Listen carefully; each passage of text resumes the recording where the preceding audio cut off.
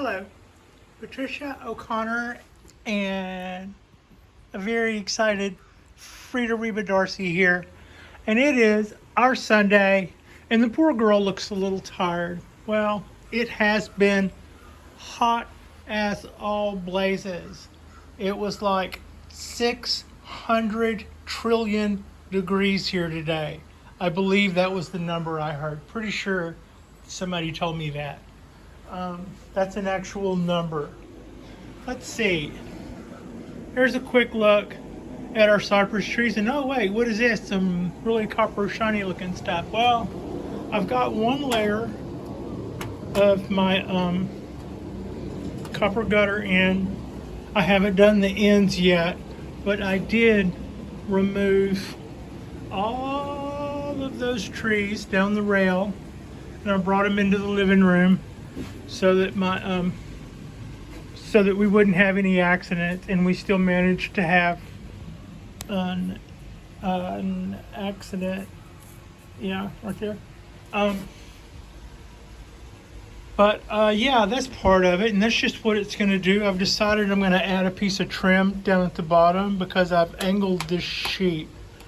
And I'm going to have to cover up the part where it looks angled by adding some crap to the bottom to make it look really deliberate. I mean, next time I'm at the hardware store, I'll buy some flashing or something and just run a strip all the way down there, and it'll look like, you know, whatever.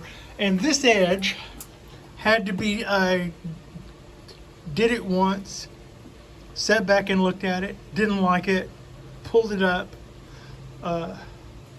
redid this corner again after I had taken the original corner and set it back here, so the back side now will have a wrinkle that I flattened out. And I knew all along I was never going to do this one time so good that it would go out and look like a copper bar or anything. I mean, it was always going to have some of this, but I would have rather, oh my God, you can't even see. It was razor blade sharp in some places, and you can't see, but the cut that, look at that, that's where I bled on it, but you can't even see the cut that it made. It's just stupid like that. Yeah, no, it's not my fault. I don't bleed stupid. It was the copper that did it, Pat. So, yeah, and then I brought my trees back out, put my pine trees along there, and a little quick catch up on this guy. It seems to be doing quite a bit better.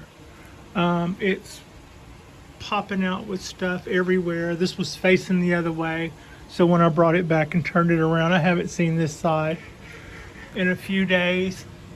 That's some pretty colors. I mean, she says, hoping that's a good thing. Come on, get in focus. Come on. There you go.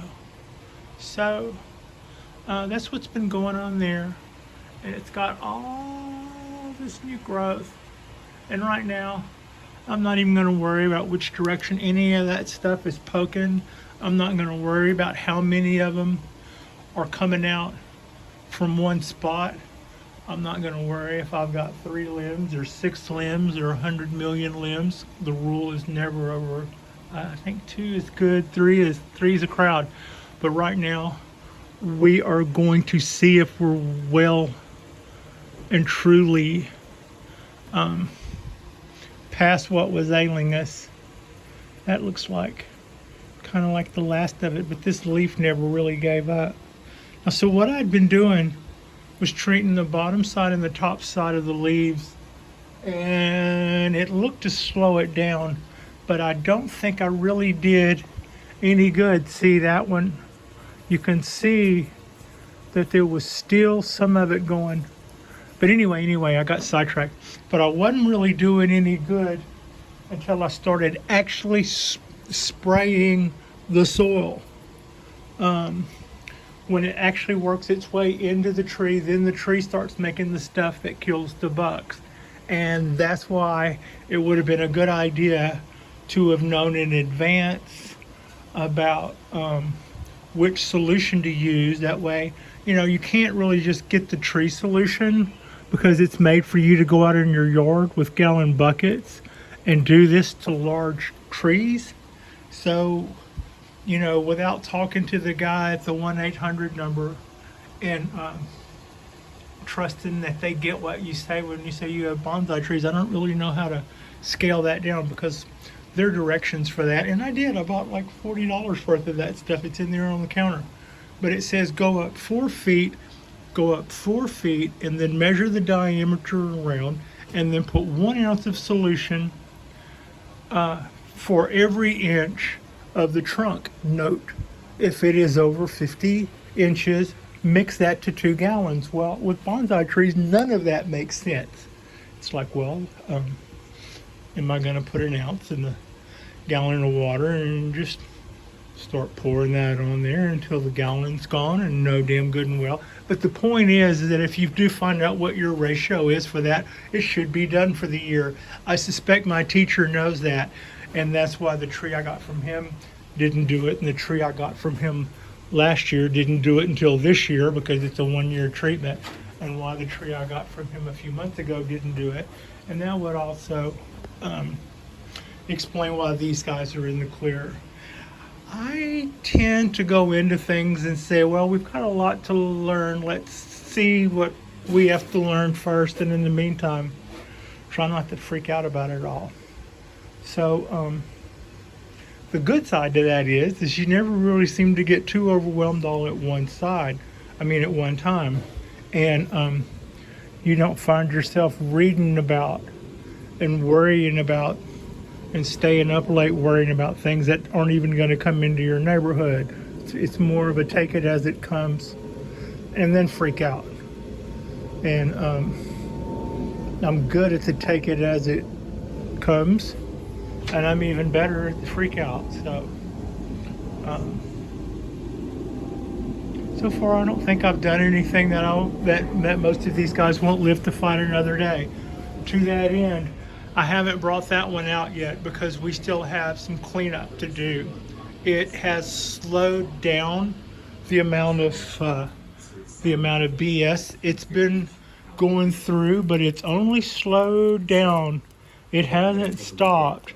These leaves that you see here, those are all less than a week old. And when I was just saying in the last video that they would come up during the day and I would lose them the next day, that seems to have slowed down and almost stopped. And again, I would attribute that to spraying the soil with this Bare 3-in-1 and allowing that stuff to finally work its way into the tree and then let the tree do it from there. I don't really know. I don't really think that spraying the leaves top side and bottom side the way I always did with neem and other predators helped on this guy.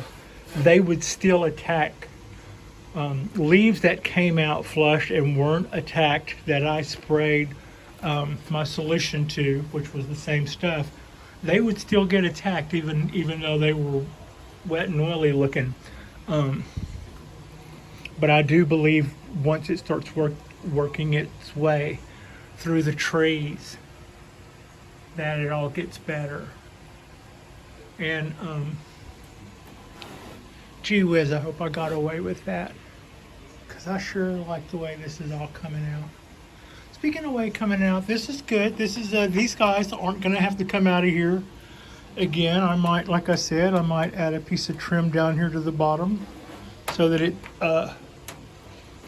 we don't have any wood really exposed to look at it in trim. Maybe I think that would look better and maybe would be less. But I'm pretty okay with the way it came out, crackledy and rough. I never really expected it to look perfect. I thought if it would have that, I don't think that would have looked as good anyway. I never really had that. And what I'm really hoping for is that it weathers. I want to see some patina. And yeah, that is our ponderosa pine. And I think it looks really good against that copper too. That's a good look. Now, during the other half of this holiday weekend, I'll take this guy and these guys, and either put them on the other side for now, or bring them inside, and then I'll finish that shelf, and then I'll do the same thing with everything that lives over there, and finish that side, and then we'll all be done with that little project. Look how many buds. Can you see all those buds? Oh, look at all of its buds. Hey, buddy. So that's what we have going on there. And this is our Dawn Redwood, and it's still slowly but surely. It was like a fire came through here. That stuff kicked our butt. But so yeah. Our cypress trees are looking pretty good. I hope that isn't just freaking the camera just totally out. Our cypress trees are looking really good, and I'm really happy with them.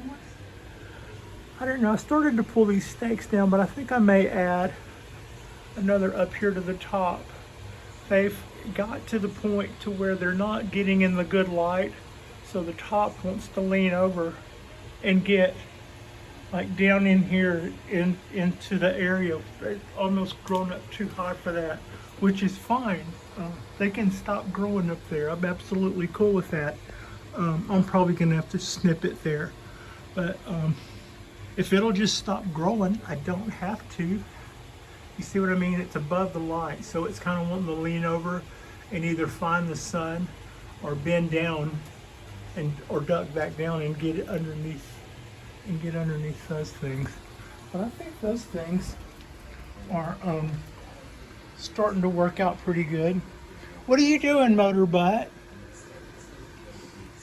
And those little trays do seem to do a really good job of keeping our cypress trees from flooding the neighbors. The only thing I had that was causing anything to drip out was still these guys on the rail, and I believe I just about took care of that. In the next couple of days, the water would still run all the way down and pour off that end, because I haven't got it capped off or anything. But it's going to just get better and better over the next day or so until I finish this. And I can't clean up my living room and pick up all my toys until I get finished with this. So that's kind of what's going on there. Man, those buttresses. I had an idea. So when I was growing seedlings, we were taught to, when we were growing clones, we were told to run a fan on the young plants. And you know, fans don't do the same thing for plants that they do for animals, because plants don't make any body heat to speak of. It's just maybe moving more of the molecules that are rare in the atmosphere. It's like the majority of the molecules are carbon, but the majority of the molecules are what we breathe. They get like the 3% or something that's left. So if the air's real still, they breathe that up and are just kind of like hanging out waiting for something. And that's what a fan does. But another thing a fan does is it makes the roots stronger, which I had been told, or I read, or I saw in a video that, wonder why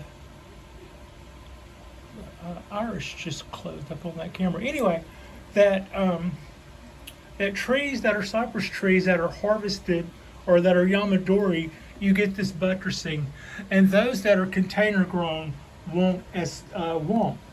And I haven't grown enough of these for enough years in containers to know whether that's true or not.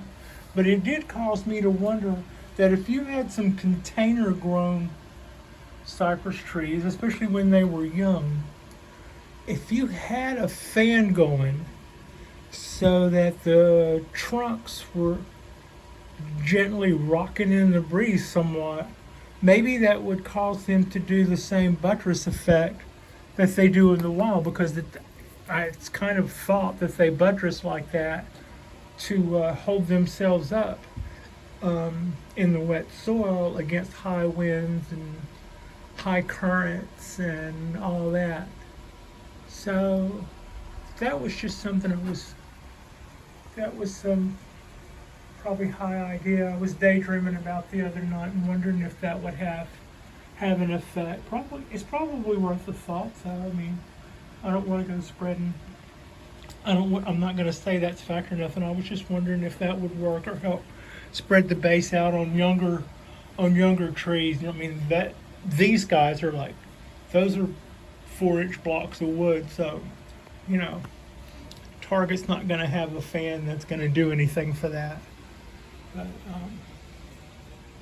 I was just talking about if I had seedlings of little trees going that I was going to turn into bonsai trees, I might consider putting a good fan on them.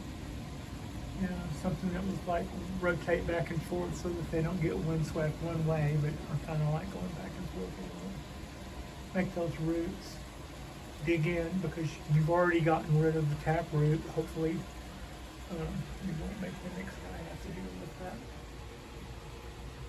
So that's pretty much what we've got going on there. It's late in the afternoon. Everybody who's been out today, there was a lot of people out at the pool, so I kind of spread this out. I didn't want to do a lot of hammering and nailing. I ultimately did it with the screw gun. That way the people laying out by the pool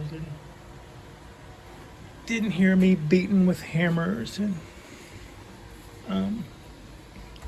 the various noises that goes along with that. So yeah, that's our Sunday. We are halfway through this little project. The other half is 2 sections that are a quarter as big a piece. So half, not quite half as big a piece actually. Yeah, but that's kind of what's going on there, and we'll show a video when we're done with all of it. And I need to rotate that trident maple. It's been facing that way for a few days, so tomorrow when I move it, I'll probably reposition it so that the other side catches up or stays even or whatever it needs to be. Anyway, like and subscribe, and thank you for watching.